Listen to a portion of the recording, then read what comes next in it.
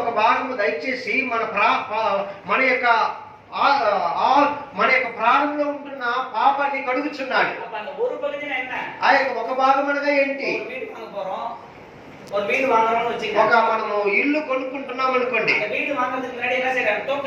ఆ యొక్క ఇల్లును మన కొనుక్కున్నటకు ముందు మనం ఏం చేస్తున్నామంటే ముందుగా కొంత డబ్బు ఇస్తున్నాం. అది 10 లక్షల రూపాయలు విలువైన ఇల్లు అంటే ఒక 10,000 రూపాయలు ఇచ్చి నేను ఈ యొక్క ఇంటిని కొనబోతున్నాను, నీవు దీన్ని ఎవరికి అమ్మకూడదు. ఇప్పుడు ఎవరైనా ఇల్లు నాకు అమ్మండి అని వచ్చినట్లయితే, లేదండి ఒక వ్యక్తి వచ్చి ముందుగా డబ్బు ఇచ్చేయాడు, అప్పుడు మనము ఆ యొక్క ఆత్మలో మొదటి భాగమైన ఒక గుర్తింపు மனுஷன் மீட்கப்படணும், మానవుడు విమోచింపబడవలెను. மீட்கப்பட வேண்டிய மனிதர்களுக்கு ஒரு அச்சாரமான ஒரு ஆவியை கொடுக்கிறார். విమోచింపబడవలసిన నరులకు దేవుడు ఒక గుర్తింపునిస్తున్నాడు.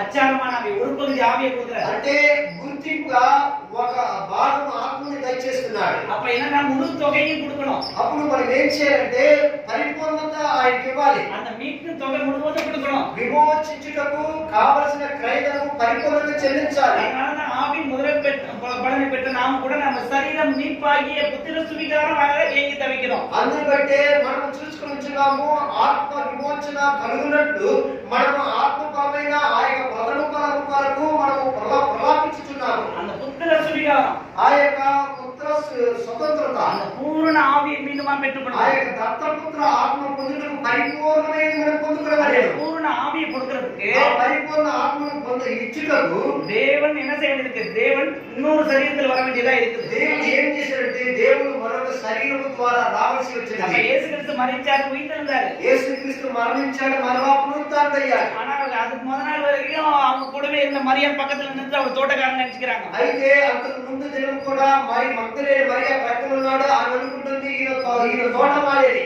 3 வருஷமா இரவு பகலா ரோடு கூட இந்த சீசர்கள் எம்மாவுக்கு போற வழியில பாத்தீங்கன்னா அவங்க வேற யாரோ ஒரு நபர் நினைச்சு பேசிட்டு 3.5 సంవత్సరం యేసు ప్రభుతో ఉన్న శిష్యులు ఎమ్మావురికి వెళ్తున్నారు, వారితో ప్రభు మాట్లాడుతున్నాడు, అయితే గుర్తుపట్టలేదు కానీ ఎవరో అనుకుంటున్నారు. அப்ப பாத்தீங்கன்னா అనేక சிஸ்டர்ங்க உயிரோடு இருக்கிறவரை காண்பிக்கிறாரு. అనేక రీతులుగా ఆయన ప్రాణంతో ఉన్నారని అనేకులకు చూపించి కనపరుచుకున్నాడు. 8 మైల్ దూరం అన్నికலாம் பாத்தீங்கன்னா ஏதாவது அவங்க இதுல ஒருவேளை குதிரையில போயிருந்தாங்கன்னா ஆண்டவர் குதிரையில போனா ஒரு 10 నిమిషాల இல்ல ஒரு அரை மணி நேரத்துல முடிஞ்சு போயிருக்கும் அவங்க பேச்சு. చూడండి, ఒకవేళ దేవుడు ఆ రోజుల్లో గుర్రం మీద వెళ్ళినట్లయితే వారితో సంభాషణ చేసినది 10 నిమిషంలో అయిపోయి ఉంటుంది. ஆனா அவர் என்ன செய்றாரு? அவங்க நடந்து போக முடியாத தேவன் ஒரு சூழ்நிலை உருவாக்கி, అయితే వారు నడిచి వెళ్ళేంత దూర ప్రాంతాన్ని ఏర్పరిచి, గమనిస్తున్నారా?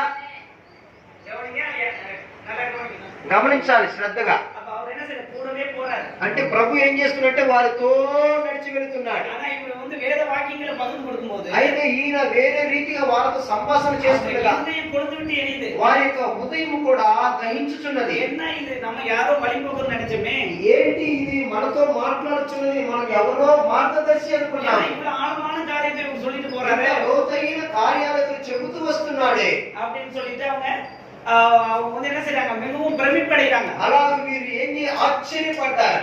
ஆனா என்ன செய்ற? 8 మైల్ దూరం వేద వాక్యங்களை కామించికితే పోయి, అయితే 8 మైళ్ళ దూరం కూడా దేవుని వాక్యమును చూపిస్తూ మాట్లాడుతూ వెళ్ళి அவரோட கூட இணையும் போதே அந்த அவர் வெளிப்படுத்தினாருனாக்க వారితో ఉన్నప్పుడే ఆయన ప్రత్యక్షపడినట్లయితే వేద వాక్యங்களை அவர் విளக்கி காட்டுறதுக்கு நேரம் நாம போயிருக்கோம். ఈ యొక్క దేవుని వాక్యమును వివరించి వారికి తెలియపరచడం அவர் என்ன செய்யற? மறைவாவே அவர் விளக்கி காமிட்டு உருவத்தை முகத்தை மட்டும் அவங்க மறைச்சிட்டு அவர் என்ன செய்யறாரு? 8 మైల్ దూరం వరకు நடந்து அவங்க வேத వాక్యங்களை విளக்கி కాட்டுறாரு. అయితే ప్రభు ఏం చేసినట్టే తన ముఖమును మరుగు చేసి 8 మైల్ దూరం నడిచి వెళ్ళినంత వరకు దేవుని యొక్క వాక్యాలు వారికి వివరిస్తూ వెళ్ళాడు. அப்ப பாத்தீங்கன்னா இவ்வளவு தூரம் அவங்க கூட போனவரு அங்கதான் தங்க போறாங்கன்னு அவருக்கு தெரியாதா? చూడండి, వారు 8 మైల్ దూరం వెళ్తున్నారు, వారితో యేసు ప్రభు నివాసం చేస్తారు. వారు இன்னும் கொஞ்சம் நான் தూరం போகணும். అప్పుడు ఆయన ఏం చెప్తున్నాడు? నేను వెళ్ళవలసిన మార్గము బహు దూరముగా ఉన్నది. அவர் ரொம்ப அன்பானவரா இருக்காரு. அவங்களுக்கு கொஞ்ச நேரத்துல 8 మైల్ దూరం கடந்து அவங்களால பிரிய முடியல. చూడండి, 8 మైల్ దూరంతో ప్రభు వారితో నడిచిన తర్వాత వీరు ప్రభువుని విడిచిపెట్టలేకపోయారు. நீங்க போவாதீங்க, ఎక్కడికి మీరు వెళ్ళవద్దు, పోవాలని కంపెనీ பண்ணி இருந்து పోయారు. మీరు వెళ్ళకూడదు, మాతో రండి అని తీసుకెళ్తున్నారు. அப்ப அவங்க இருதயம் கொண்டு விட்டு இருந்துச்சு. వారి హృదయము దహించి